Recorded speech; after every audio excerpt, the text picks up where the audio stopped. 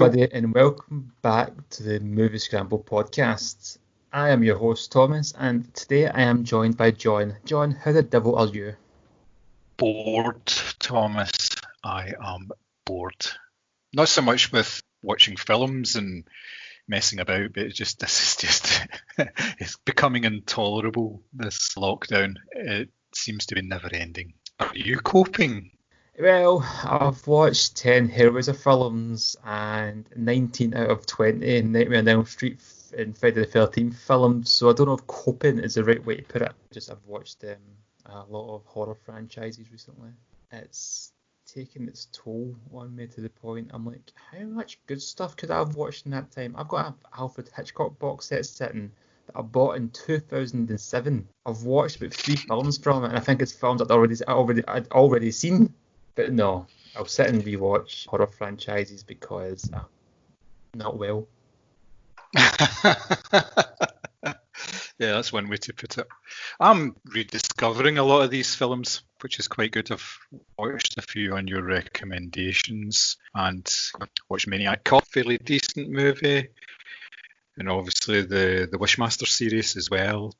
It's been a few dodgy ones, but that's just watching movies in general, let's face it. Yeah, and plus these kind of films as well, it's good because they're just mindless. You can take your mind off what's happening. You don't have to think too much about it. They're a nice escape.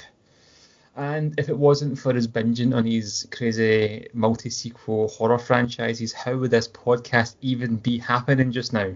Mm-hmm. So, for everybody that's tuning in, you will have noticed that in your download queue is indeed a Hellraiser special part 2. Now, for those that tuned in first time, me and John went and covered the first 3 movies in the franchise. And for those of you that are familiar with it, you'll know there's 10. So, I have recently reviewed them all, and they are currently making their way onto the site over the course of this current week. Time this podcast is out, they're probably already published. Please go and check them out. But after doing the first 3, we thought we could leave it at that because they're known as the Hellraiser trilogy, even though there's 10. They're the kind of 3 main films. But why? There's another 7 to go over, so why not cover the next 3 in the series? And that's what this podcast is for. John, I believe you've watched these films for the first time, haven't you? It's true, yes. I am a virgin to the Hellraiser franchise in its entirety. So yes, I have now watched up to 6, and I have 4 left to do, which I fully intend to watch over the next week or so. I wanted to give myself a little breathing space in between, but yep, 7 through 10 is a definite. It's not even a possibility, it's a definite. You just have to kind of... It's your fault. It's my fault. I take total blame for this, to be fair. And what you gotta do in this case. But like I said, we're going to discuss Hellraisers 4, 5, and 6 in the franchise. So let's start with Hellraiser 4, also known as Hellraiser Bloodline. I am forever. 500 years ago, a mystical box was created. The key that unlocked the door to absolute evil. Oh my God. From one generation to the next, the descendants of its creator have been cursed. Kill them all.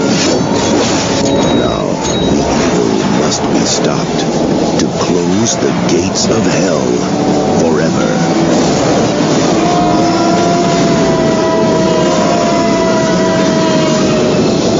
Welcome to Oblivion. Hellraiser Bloodline. This is a film that if you're watching for the first time, or even if you just look it up, you think to yourself, who directed it? Clive Barker did the first one, but he didn't return for the second one, he didn't have much involvement with the third one. And you will see a name that might strike fear into your hearts, because Hellraiser Bloodline is directed by none other than Alan Smithee. John, can you explain to our listeners who might not know who Alan Smithee is, who indeed this director is? The infamous Alan Smithee is an alias for a director who wishes his name to be taken off of the credits from a film. Now, this can be for a number of reasons, but it's usually because the control of the film was taken away from the director at some stage and he wasn't happy with the end result. So rather than having no director, the Directors Guild of America came up with this Alan Smithy moniker they stuck on the film so that it shows it's actually directed by somebody. But it's usually an indication of a production that not all went well on. Indeed, and most famously, you've got Alien 3, where David Fincher more or less disowned the movie and takes nothing to do with it. He claims it isn't his film. His name is still on that movie though, but Hellraiser 4, it is Alan Smithy. The film is indeed directed by Kevin Yeager, a special effects artist who's famous for his work on the Nightmare on Elm Street movies and the Child's Play franchise. He had his name successfully removed from this movie, and he didn't do any reshoots. They were done by a relatively unknown director at the time called Joe Chappelle. Now, Joe Chappelle went on to become quite famous by being a co-executive producer and director of The Wire, indeed directing some very infamous and famous episodes of that show, which is considered one of the greatest of all times. So he went on to do some not bad things. The movie has a cast you probably haven't really seen since, but it does have a little landmark because it's the first feature film role of Adam Scott, who you may recognise these days from Parks and Recreation. Hellraiser Bloodline is a very ambitious film on paper. If you look at it as a blurb, you may laugh at the fact that it's set in space. You've got Hellraiser, very basic, stripped down, kind of haunted house style movie. Then they go to hell. Then hell comes to Earth. And now hell goes to space. And this before Event Horizon. We kind of precursor, almost a little influence for that movie. But yeah, you've basically got 3 different timelines in this movie, all telling the story of Le Marchant family, who is originally responsible for creating the puzzle box that opens the doorway to hell. The movie is set in the 1700s. It's set in the present day 1996, and it's also set in the year 2127, and follows the descendants of the toy maker and his quest to eventually close the gates of hell once and for all. Obviously, Hell, and indeed Pinhead, with Doug Bradley returning in the role, isn't happy with this idea, and basically wants to keep the doors of hell open. If that plot seems a little convoluted, it's because it is. And this is a movie that was originally intended to be 3 different movies, as Clive Barker originally pitched with Peter Atkins, the screenwriter, and he wanted each movie to be a different timepiece. It's all crammed in here. And while some things of this movie work, some other things don't.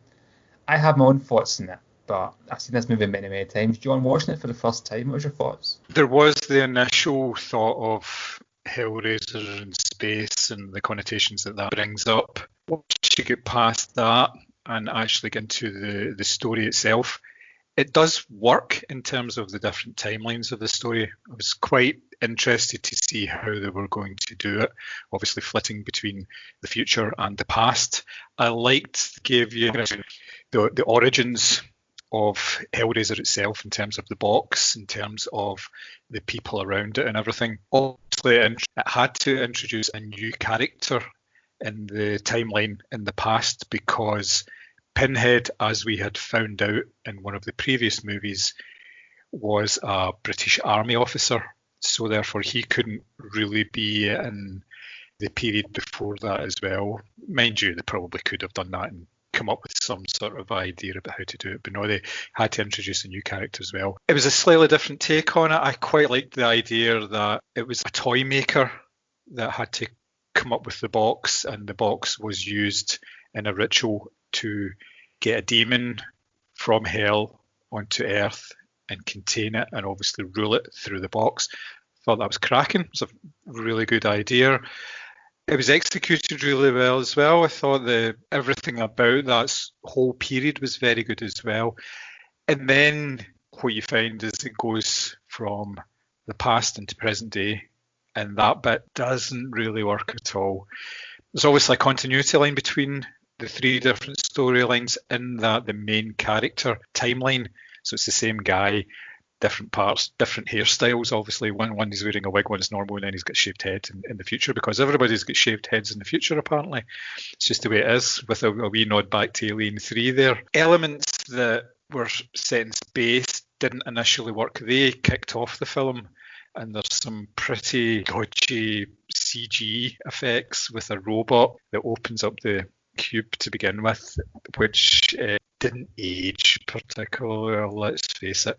But if you let these things detract from your enjoyment, you're basically watching the wrong film, as far as I'm concerned. You really have to just invest in it and just go, yep, just going with that. What were your thoughts going back and seeing it again, on obviously with a critical eye, with the thought that, right, I'm going to review this film. Did you look at it in a slightly different way, or did you just enjoy it as much as you've enjoyed it in previous occasions? No, to be fair, I did have a kind of more critical eye over it, whereas this is a movie I've seen multiple times. I had it in DVD years ago, and every so often I would just put on the Hellraiser films I'd had, and at that point it was only the first 4, because the other ones were quite hard to get.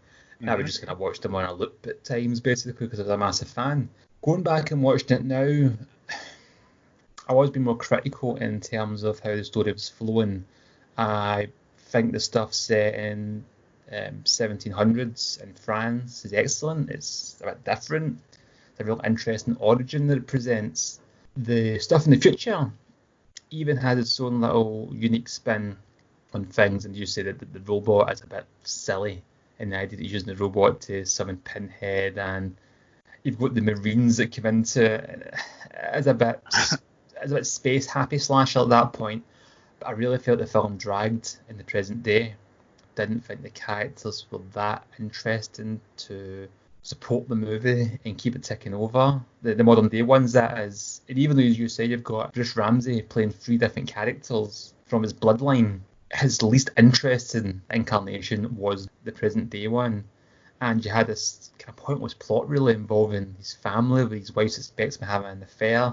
But that doesn't really kind of add anything to the plot, because it hints at Angelique, the demon from the past. There's a kind of sexual element in there that's always existed in the franchise, and it's really kind of hidden in plain sight this time, because she's this beautiful woman who's very seductive, as opposed to this man with pins in his head that's ripping people apart. But the scenes with her and Pinhead were quite interesting. Although, again, you could tell they were suffered by cuts. They were supposed to have a lot more of a sexually tense but violent relationship, and that was stripped back, and it didn't really, what was left didn't really add much. Some of the special effects were really, that's what I'm looking for here, typical of the time. It was like, let's have a creature dog type thing just because we can, and yeah, I do like this film, I do like it, but after reading so much about it as well in preparation for this podcast, in preparation for my review, doing the research, it just seems like a missed opportunity. If I look at the film, it could have been this epic, like, opera almost. The chances of the studio funding that was very unlikely to begin with. However, to try and, it was a missed opportunity in my opinion. Yeah, there was an awful lot of talk about the film when it was being made, because it seemed that once they'd actually put a final cut together, the studio didn't like it because there wasn't enough Pinhead in it, and he wasn't in it early enough. So that was part of the reshoots and part of the reason why it became an Alan Smithy film in the first place. They did seem to miss an opportunity. I think they could do 2 pretty decent films out of this if they'd ignored the sort of middle part and done a whole film set in the past and a whole film set in the future. Yeah, that would have worked pretty well, because then you've got all of your budget just concentrated on one. You think about the fact that you're having to do 3 entirely different setups, which would make a big difference. I think it would probably really work very well. Now, Doug Bradley himself has said that this wasn't a particularly enjoyable experience for him. He called it a production from hell, which is quite interesting, obviously. Lots of people get ill. There was people fired. There was the cinematographer. He was chucked out. So was a lot of the cast in terms of the art department and things like that. So it was a trouble production right from the start.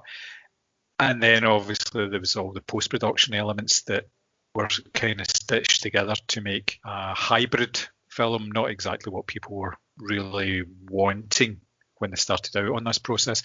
And unfortunately it does show, because it does feel a wee bit disjointed. It doesn't flow particularly well, and the scare of things that we've seen before.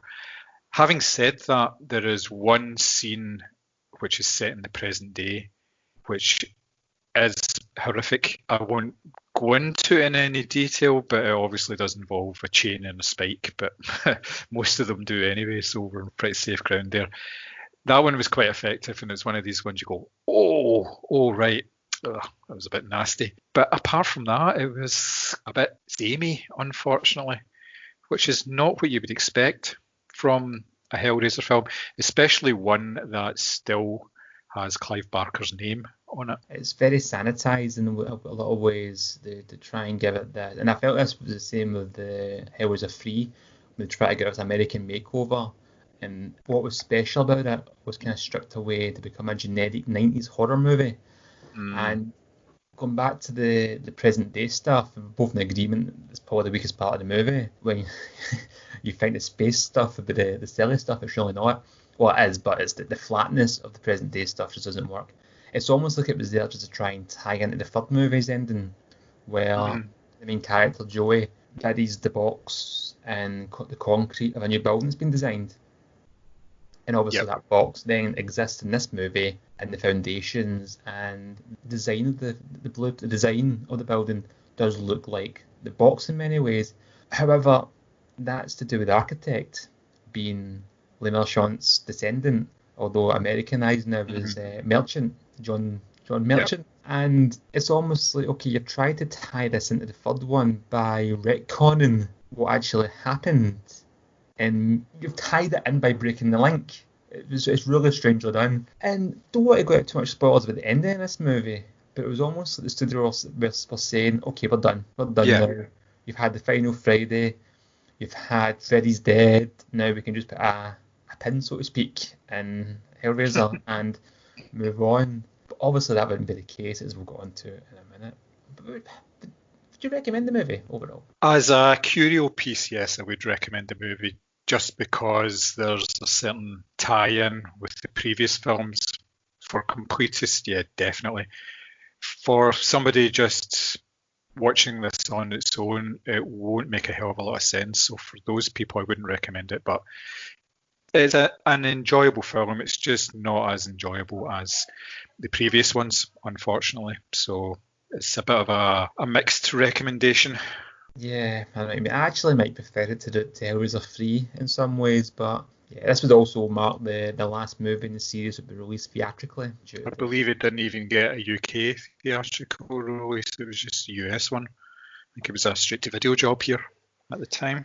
Which is quite disappointing for a movie that has its origins. Yeah, absolutely, yes. It's not great, is it? Well, regardless what happens at the end of Hellraiser Bloodline, it is set in the future, so we can just ignore anything still to come and set anything in between that time, which takes us to Hellraiser 5, also known as Hellraiser Inferno.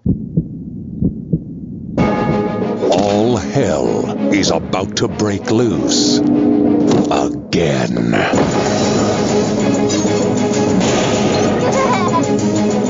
Lay away from me! And this time, the battle between good and evil has a familiar face. Welcome to hell.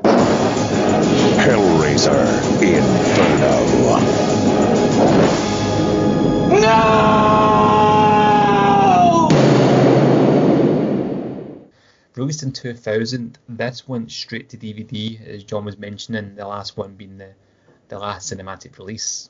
Film concerns a corrupt detective played by Craig Sheffer, who discovers Le Marchant's box, also known as the Limit Configuration, at a crime scene. Being quite obsessed with puzzles himself, he takes it home and unfortunately opens it. It's then that his life starts going a bit upside down. He starts having hallucinations, and it's difficult for him to tell what's real and what's not. But he's having these really grotesque images of deformed people attacking him. And as if that's bad enough, he's chasing down a killer known as the Engineer, who's suspected of kidnapping a child. So you have this detective thriller happening amongst all the horror. What's most notable about this movie is that it was the featured film debut of Scott Derrickson, who we all know would go on to direct better known films as The Exorcism, Emily Rose, Sinister, and most famously Doctor Strange. As we mentioned, this movie went straight to DVD, and unlike the previous 4 movies, was not based on an original Hellraiser script, but was instead a spec script that was reworked to include the mythology and the characters of the series. I have a soft spot for this movie. I don't think it's a bad movie. I think there's a lot to like about it. But John, you watched it for the first time. What was your thoughts?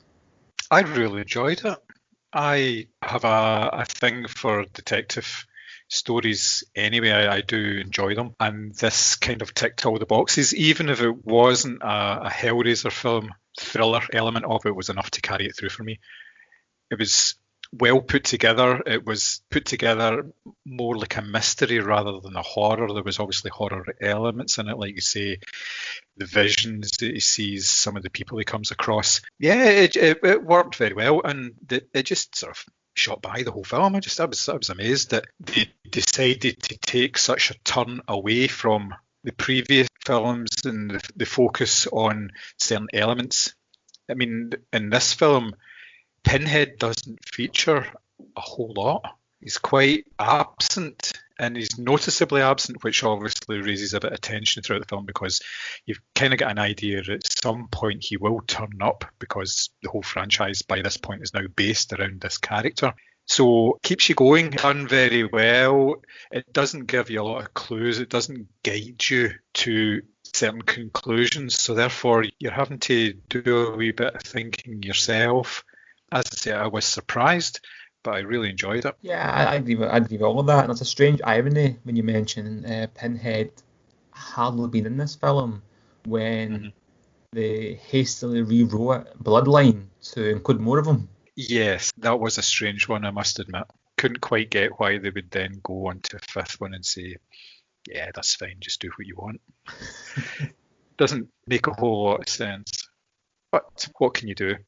Yeah, and it was noticeable that it was a singular vision from a director as well. It wasn't a case of almost like editing by committee here. Scott Derrickson was obviously able to take this right from start to finish, and by all accounts, he was happy with the end product. So, and that does show because it is a more contained story and it's a more complete story than Bloodline and possibly even Hellraiser 3 as well. I was surprised that it was just a home video release. I would have marked this as being something that would appeal to horror audiences on the big screen. But, you know, you live and learn, I suppose. It's just probably it didn't gain any traction with executives at Dimension. So home video it was, unfortunately. There was obviously a lot of elements in it with the usual, the puzzle box, and as you've mentioned, the fact that he likes games and everything. That was a kind of a follow-through line from Bloodline as well. There was a lot of that with the toy maker and various characters wanted to play games all the time, whether it's actual games or it was obviously sexual games and things like that.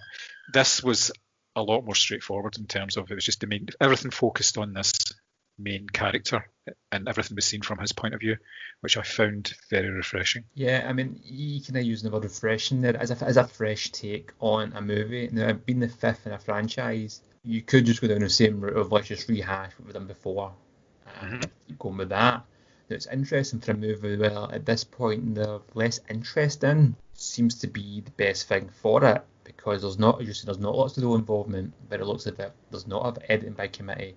Scott Derrickson is able to make the film that he wants to make, and what he's made here is almost like a film noir detective mystery with a horror element, almost a film noir detective mystery that happens to be wrapped in a Hellraiser movie. But it was interesting that the serial killer in this film that Detective Thorne is after is called the Engineer. And I don't know if you remember, John, but the Engineer was a character in the first movie, although I don't think he's ever referred to as such. I have vague recollection of something. Remind me. The Engineer in the first movie, if you remember when Kirsty wakes up in the hospital after she first flees the house and she opens the box for the first time, she takes a wee meander into hell when the wall opens and she's chased by a very poor special effects creature and you can see the dolly. That character's actually called the Engineer in the script. Ah, right, okay. So I did find it interesting that there was reference to the Engineer here, but there was no actual link regarding it. But yeah, I mean, I like this movie. I think there's some very interesting visuals from a horror point of view. You can tell the budget's really cheap. It looks cheap. It looks like it's made for TV. But because of the sleazy detective element to it, I think it actually works. I think it looks the part. Yep, totally. Yeah. I liked the way that a lot of it was lit as well.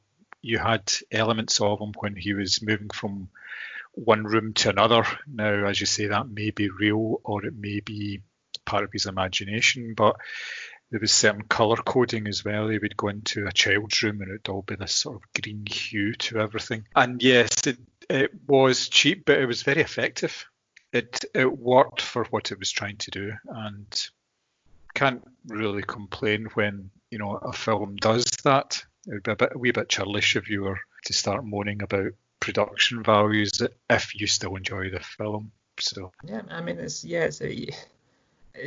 be harsh to criticise a movie for its low budget when I think they did excellent with the money they had, which wasn't a lot. I think they had about $2 million for the movie, which, when you think of the first movie being made for just under $1 million, and now we're the fifth entry of the franchise, 13 years later, you kind of work it out. You do the kind of math on it. It's not a lot of money, but yeah, I think this is I don't want to say too much about it in terms of the plot, because I think the twist is really clever. I really like the ending. Yeah, I like this movie. I think it's one that goes under the radar a lot, especially when I first heard of it. I was only ever aware of the first 4 Hellraiser movies. That's because that's all I had in DVD. And years ago, I googled Hellraiser and discovered there was not only a 5th one, but a 6th and 7th and an 8th one at that time. I couldn't believe it, but yeah, I remember buying this one, I think it was like HMV or something, and being pleasantly surprised by it. And I'm glad when I watched it again recently, I still enjoyed it. I would recommend this. Oh yeah, definitely recommend it. My sort of benchmark for a lot of these films is if you can watch it on its own, then it definitely works. And this is a film that you can watch on its own without any previous knowledge and still get an awful lot from it. Yeah, I'd highly recommend it. That's a very good point, actually. I'm glad you mentioned that, because yeah, although this is going to appeal more to fans of the series, you've got like Pinhead's face plastered over the cover, despite the fact he's not really a major player. And at this time, you could watch this as a standalone movie. There's not really anything to tie it back to the previous movies, other than being familiar with it. Yeah, good point. Yeah, totally, yes. And so, yes. Now, I do know your thoughts on this one because you previously told me, but with Hellraiser Inferno released in 2000, you only had to wait another 2 years before the next straight-to-DVD movie was released in the series. This was indeed Hellraiser 6, Hellraiser Hellseeker. Welcome to the worst nightmare of all, reality.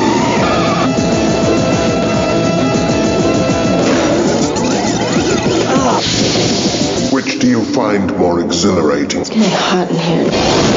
The pleasure. It's perfect. I prefer pain. Well, what do you think?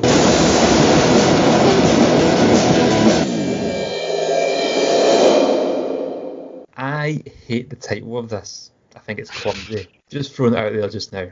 I don't like it. I'm not a fan. This was directed by Rick Botta and written by Carol B. Dupree and Tim Day. Like Inferno, this started off as a spec script that had nothing to do with the Hellraiser franchise and was rewritten to include the characters and the mythology, and quite interestingly this time, ties to the previous movies. Starring Dean Winters, so Ashley Lawrence also comes back as Kirsty Cotton. Now, Dean Winters plays Trevor, who survives a car accident that apparently killed his wife Kirsty, played by Ashley Lawrence obviously, when their car went flying off a bridge and crashed in the river. Trevor survives, but Kirsty is thought to be dead. But she's missing, presumed dead. A month later, Trevor starts to get on with his life, he's recovering, but the cops are suspicious and think he's had something to do with her disappearance. They're a bit suspicious of him. They're just not too sure this guy's on the level. As Trevor tries to come to terms with what's happened, he starts to experience some really bizarre, vivid and grotesque hallucinations. And pretty much similar to the previous film, it starts to blur the lines between reality and what's not real. This is a very difficult movie to explain the plot because there's so many twists and turns, and you know what I mean though. Hmm. It's a movie that's just totally unthrilling, and I like the last one. It's very much a kind of mystery, but less of a detective mystery this time. It's more of a murder mystery in terms of Kirsty is presumed dead. Is Dean involved? What is his involvement? Who are all these women that appears to be having affairs with that he can't remember? They keep appearing, and where's Pinhead again? Who's taking a back seat while the kind of movie unfolds around him. Now, this is the second time I watched this film for the second time. I had the rewatch. I hadn't watched it in years. I don't mind it too much. I think it's okay for what it is. But I know you have stronger feelings, John. Yes, I liked the film to begin with. The whole scene with the car crash and into the water and all that worked very well. You could tell right from the start there was decent production values associated with it. There was a wee bit of money involved, so therefore it looked good. It had the same tie-in with the previous film in that it was a mystery, as you say, not a detective mystery this time. So all very well, but once you get into the whole hallucinations part of it got a bit muddled and it didn't really know what it wanted to do. It didn't seem to be telling a story particularly well. There was scenes jumping back and forward all over the place that just it left me a wee bit bewildered, to be perfectly honest. I was getting kind of lost in parts of it now. I realised towards the end of the film there was a reason for that, but it kind of dragged you out of the film a wee bit when things were happening and you were going, wait, what's going on here? It wasn't done in a subtle enough way to keep your interest. It was quite blatant that, oh, this is a change, we're going to do this now. And it wasn't particularly enjoyable for that reason, which is a shame because during the more horrific scenes in the film, there was some really nice jump scares. There was some false jump scares as well, which worked really well. They didn't overdo it. They didn't overplay these false jump scares, which a lot of films later on tended to do just to get a reaction from the audience. It was quite subtly done. I thought it was good in that respect, but then it basically fell off a cliff as far as I was concerned.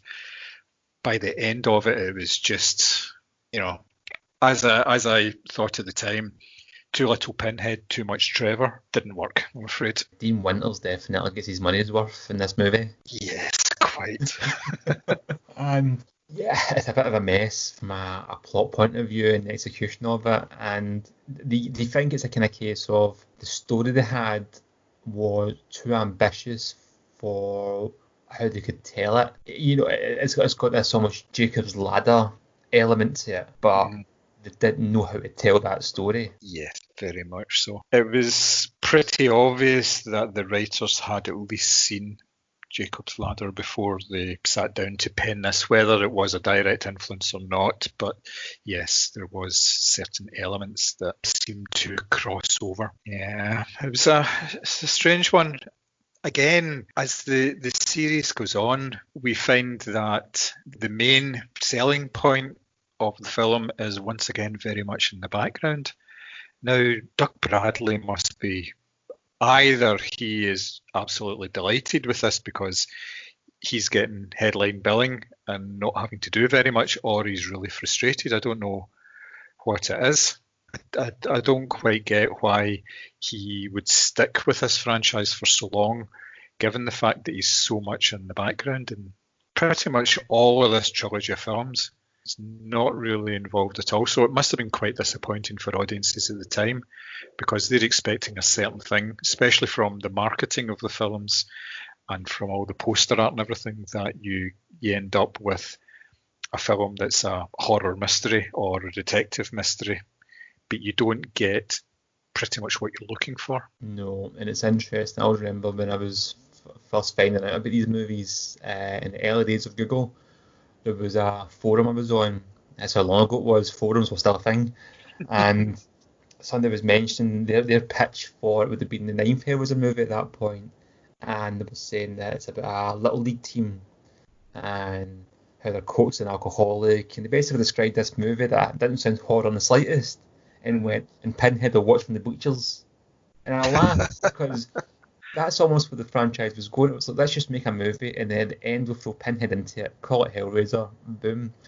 And it's bizarre because it's almost like the studio have no idea what to do with this property, but they're terrified to lose the rights of it, so they're just churning out movies. You Pinhead in the first movie, he's not supposed to be the main character. It's not set around him, and he's not in the movie that much. He's not even called Pinhead. He's entitled, I think it's the lead Cenobite he's called. By the second movie, they realise he's the money winner. Let's start building the franchise around him. As we mentioned just 5-10 minutes ago about Bloodline, let's have more Pinhead. And then they just go, let's have less Pinhead. It's like they're trying to not give the audience what they want here, to the point where the popular horror magazine Fangoria, they wanted to do a cover story on the movie and interviewed the director Rick Botta, but the cast and crew were under a gag order, which meant they couldn't promote the movie. That's crazy, isn't it? It's It really, is. it's just really bizarre. I don't understand the logic to that at all. I just really don't get that. What did you think about Kirsty coming back into it? It's an obvious link to the first couple of films. Do you think it was well done, or do you think it was just there to provide a link to this film? It was a gimmick. Let's be honest. She didn't need to be in it, although I felt she was wasted in the movie. I liked the way they wrote her into it at first, but she's barely in it as well. And there's one scene that I don't want to mention too much because it's a spoiler, but it really ties up to the first movie, and you're like, okay, that's pretty cool, and that makes sense. It kind of closes the door as well. It kind of answers some questions that I had regarding the series. But she's very underused, and it's almost, I don't know if Dean Winters was really popular at the time, or he was pals with the Weinsteins or what, but I know he's the star of the movie, but he's really got a lot of screen time.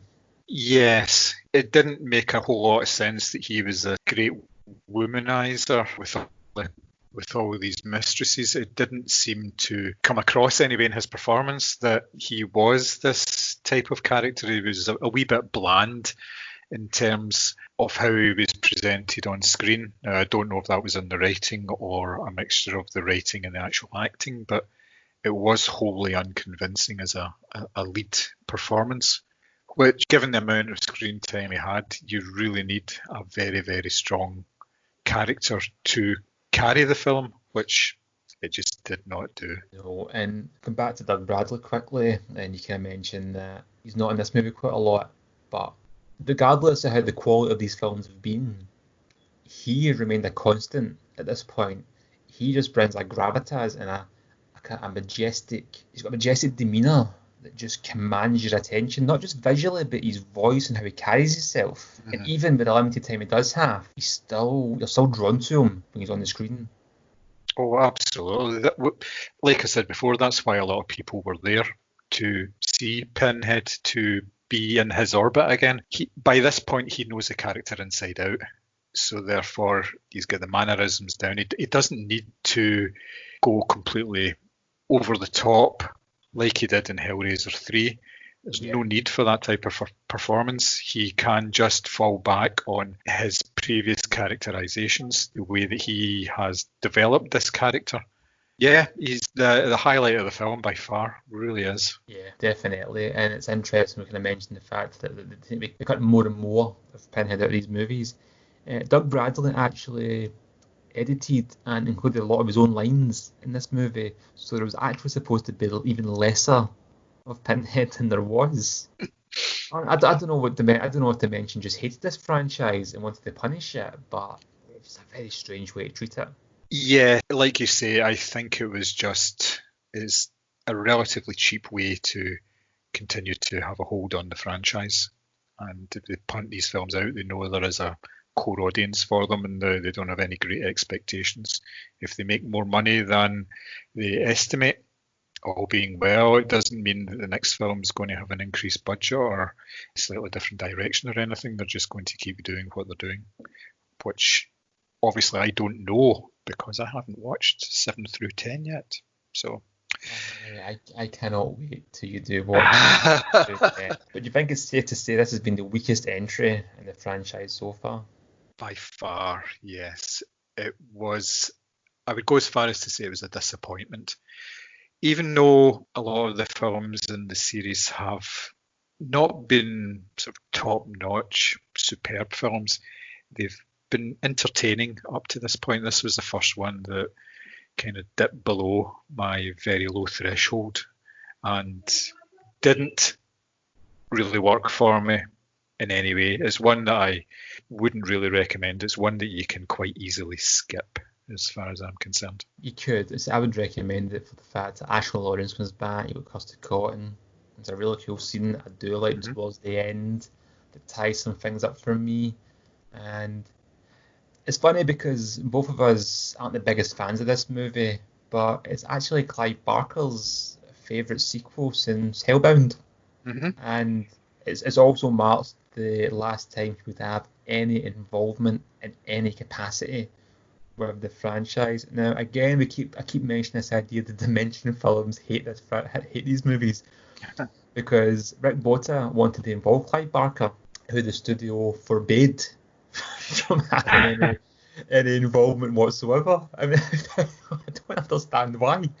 But the director went, fuck yous, I'm going to do what I want. And he showed Clive Barker a working print of the movie. And Barker was quite complimentary of it, just insisting to add some more grotesque imagery.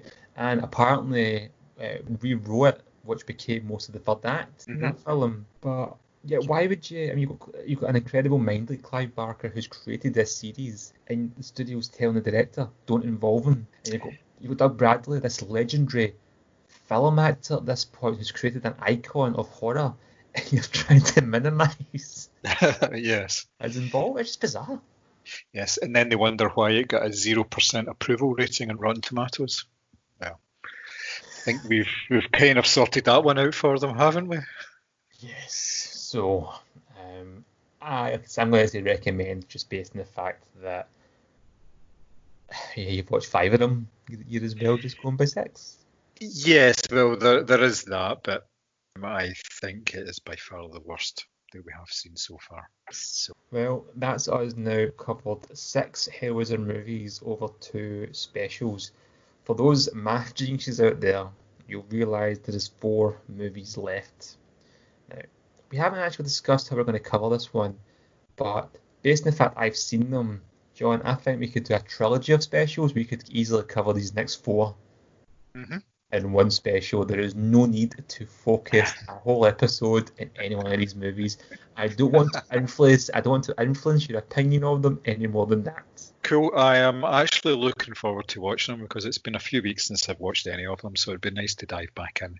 But yes, I would be more than happy to do another episode covering the last for completism more than anything else. But yes, I'm looking forward to it. And hopefully our listeners are as well. I say listeners because I think we do have more than one now. Yeah, we've got at least 2. Yep, well, there we go. That's not including my mum, who doesn't listen, let's be honest.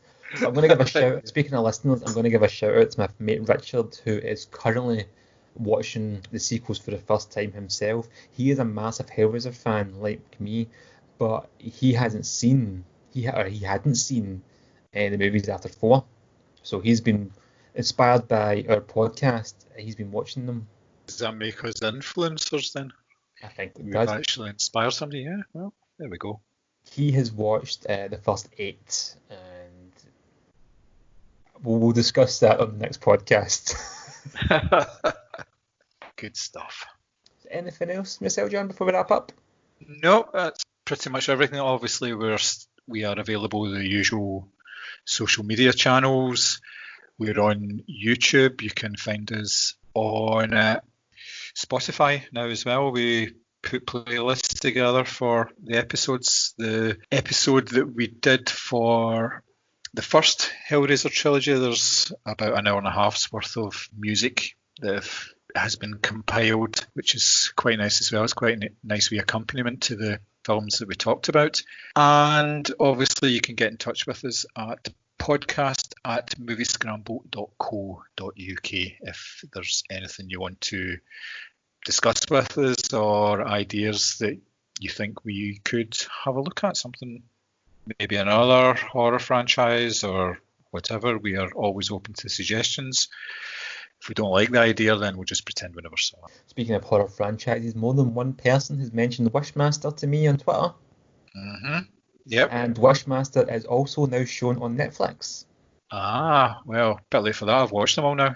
So I've watched 1 to 4. I have extensive notes, and I think, well, I was pushing for that a wee while ago that we could possibly do the Wishmaster series. Now, that is a series of films that would be worthy of a discussion.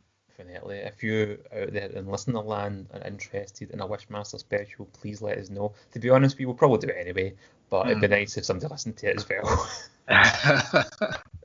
Well, if that's all from you, John, it's all from me. Thanks everybody for tuning into our Hellraiser special, part 2. We will return soon with the third part of our trilogy of Hellraiser movies. And if you can also check us out at moviescramble.co.uk, you will find all the movies reviewed extensively on there. Thanks very much and goodbye.